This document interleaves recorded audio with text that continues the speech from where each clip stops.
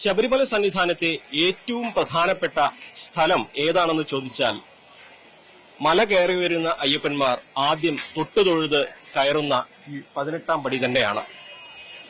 മറ്റൊരു ക്ഷേത്രത്തിനും 18 പടികൾ കയറി ഭഗവാനെ വിശ്വാസി ദർശിക്കുന്ന ഒരു കാഴ്ച അല്ലെങ്കിൽ ഒരു സാഹചര്യം ഉണ്ടാകില്ല. ഈ 18 പടികൾക്കും ഐതിഹ്യമുണ്ട്. എന്താണ് 18 പടികൾ എന്ന് ചോദിച്ചാൽ പലർക്കും പലതാണ് അതിൽ പറയാനുള്ളത്. ശബരിമല തന്ത്രി ഇക്കാര്യത്തെക്കുറിച്ച് പറയുന്നത് ഇങ്ങനെയാണ്. സ്വാമി ശരണം.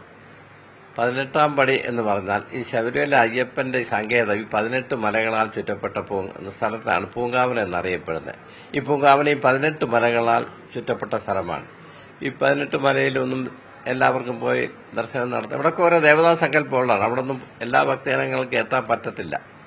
അപ്പോൾ ആ 18 മലകളിലെ ദേവതാ സങ്കല്പത്തെ കുടിവെച്ചിരിക്കുന്നു ആണ് 18-ാം പടി. ആ 18-ാം പടിയിലുള്ള പ്രത്യേക പൂജയാണ് 18-ാം പടി പൂജ എന്ന് അറിയപ്പെടുന്നത്. ഇത് ദേവതാ സങ്കല്പമാണ് അതിന്റെ പുറകിലുള്ളത്. വ്രതമെടുത്ത് ഇരുമുടിക്കെട്ടുമായി വരുന്നവർക്ക് മാത്രമാണ് 18-ാം പടി കയറാനുള്ള അനുവാദമുള്ളത്. അതല്ലാതെ മല കയറാൻ 18-ാം പടി കയറാൻ അനുവാദമുള്ളത് ചിലർക്ക് മാത്രമാണ്. അതും ചില വിശേഷ അവസരങ്ങളിൽ മാത്രം.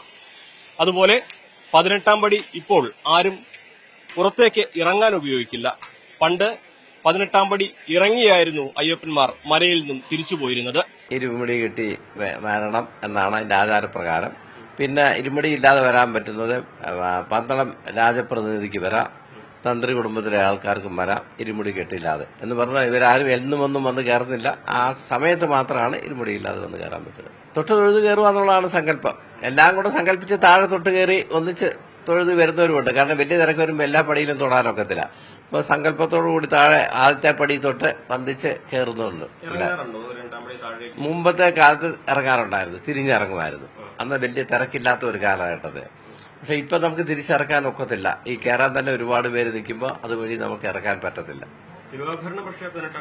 അതെ, 18-ാം പടി തന്നെ തിരുവാഭരണം കൊണ്ടുവരുന്ന വന്നത് തിരിച്ച് അതുവഴി തന്നെയാണ് ഇറങ്ങുന്നത്.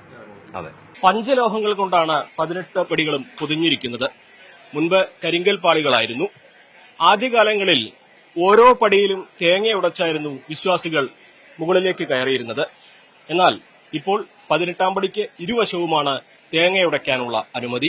ആദ്യകാലത്ത് കരിങ്കലിന്റെ പടിയായിരുന്നു. പിന്നെ അത് നാളികേരം ഉടച്ചുടച്ച് ഭക്തജനങ്ങൾ ഓരോ പടിയിലും ഓരോ വർഷം ഒന്നാം പ്രാവശ്യം വരുന്ന 1-ാമത്തെ പടി ഉടയ്ക്കും, 5-ാം വർഷം വരുന്ന 5-ാമത്തെ പടിയിൽ ഉടയ്ക്കും. അങ്ങനെ ഉടച്ചുടച്ച് അതിന്റെ കേടുപാടുകൾ സംഭവിച്ചപ്പോഴാണ് അത് വാർത്ത കെട്ടാൻ വിധി അനുസരിച്ച് ദേവപ്രശ്ന വിധി അനുസരിച്ച് വാർത്ത കിട്ടിയത്.